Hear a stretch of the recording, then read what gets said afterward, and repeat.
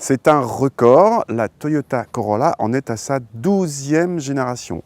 Parce que les 2 générations précédentes qui étaient commercialisées avec le nom d'Auris en France, étaient commercialisées ailleurs dans le monde sous le nom de Corolla.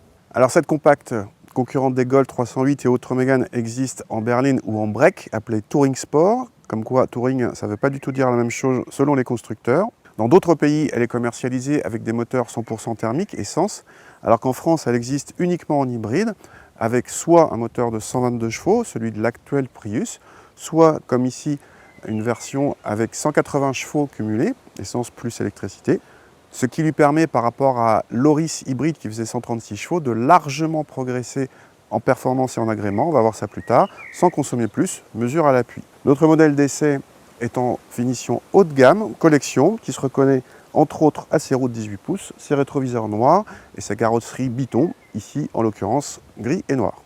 L'intérieur de la Corolla est entièrement nouveau par rapport à l'Auris, mais rappelle celui du dernier RAV4 pour la partie supérieure de la planche de bord. L'écran central tactile de 8 pouces est réservé à la finition supérieure, il est de 7 pouces pour la finition inférieure appelée Design. Les boutons qui entourent l'écran paraissent malgré tout datés. La qualité de présentation a bien progressé par rapport à l'Auris et les couleurs claires de notre modèle d'essai donnent un côté chaleureux. Les surpiqûres donnent un côté premium souligné par les très beaux sièges avant. L'équipement de notre modèle d'essai est complet, y compris en aide à la conduite ou en raffinement high-tech comme l'affichage tête haute ou la charge par induction. À l'arrière, l'habitabilité parmi les meilleures de la catégorie permet d'accueillir sans problème 2 adultes.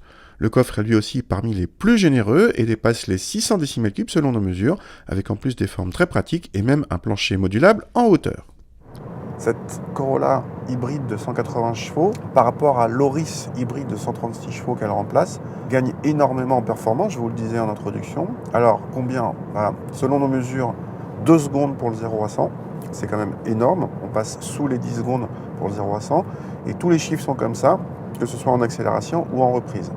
Outre le gain par rapport au chronomètre, le gain au quotidien, en agrément, en relance, est appréciable, et ça a un autre atout non négligeable sur cette voiture en particulier, c'est qu'il y a toujours la transmission à train épicycloïdaux, l'effet CVT, l'effet mobilette.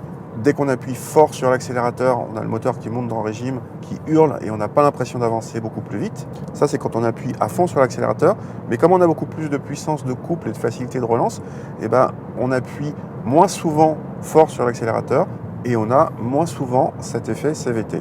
Donc c'est tout bénef et on va le voir après, sans consommer beaucoup plus. Pour la partie châssis, donc ici avec cette version collection avec des jantes de 18 pouces, en confort ça reste très bien, nul doute que les versions inférieures avec des jantes de 17 sont meilleures. Cette voiture clairement elle n'a aucune vocation sportive, donc il faut plutôt privilégier les versions qui offriront le maximum de confort. Quand on la bouscule, elle est très saine, on sent que la voiture est très rigide, il n'y a pas de problème, mais ne serait-ce que la direction très assistée, sans retour d'information, voilà, elle est pas faite pour attaquer. Par contre, pour cruiser, pour aller loin avec, dans des bonnes conditions de confort, elle a l'air de faire très bien les choses, elle est bien insonorisée et d'une façon générale, de toute façon, cette Corolla hybride, même avec 180 chevaux, son maître mot, outre la sobriété, c'est plus le confort que le dynamisme. Venons-en donc aux consommations et tuons tout de suite le suspense. Nos mesures révèlent 0,2 litres de plus seulement en moyenne par rapport à l'Auris hybride de 136 chevaux, soit pas grand-chose en regard du supplément d'agrément qui, lui, est très sensible. Et cette Corolla hybride est également plus sobre que les concurrents diesel de puissance voisine selon nos mesures, à bon entendeur. Côté tarif, notre modèle d'essai en finition haut de gamme frôle les 35 000 €, mais la même en finition design déjà bien équipée à 32 000 €. La berline 5 portes vaut 1 000 € de moins que le break, et vu les prestations d'ensemble, cette Corolla hybride 180 nous paraît très bien placée.